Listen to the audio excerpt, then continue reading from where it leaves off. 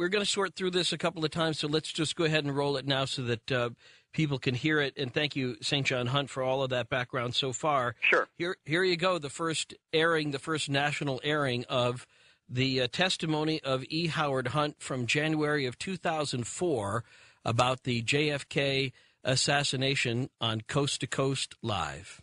I heard from Frank that LBJ had designated Cord Meyer Jr.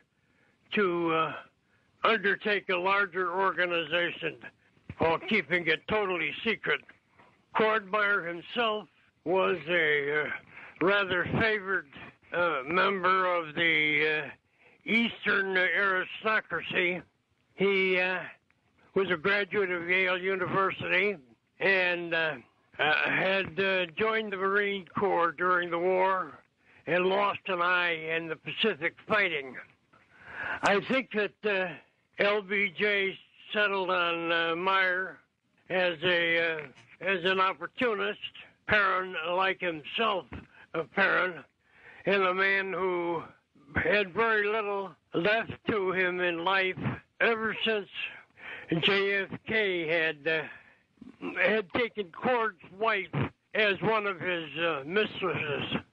I would suggest that Cord Meyer welcomed the approach from LBJ, who was, after all, only the vice president at that time, and of course could not number Cord Meyer among JFK's admirers.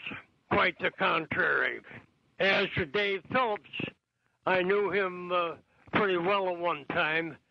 He worked for me during the Guatemala project. He had made himself useful to the agency in Santiago, Chile, where he was an American businessman.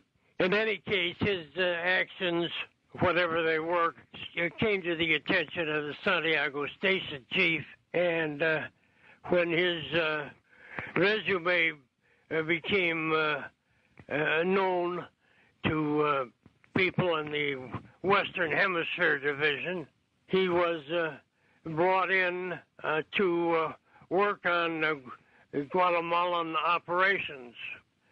Sturgis and Morales and people of that ilk stayed in apartment houses during the preparations for the big event.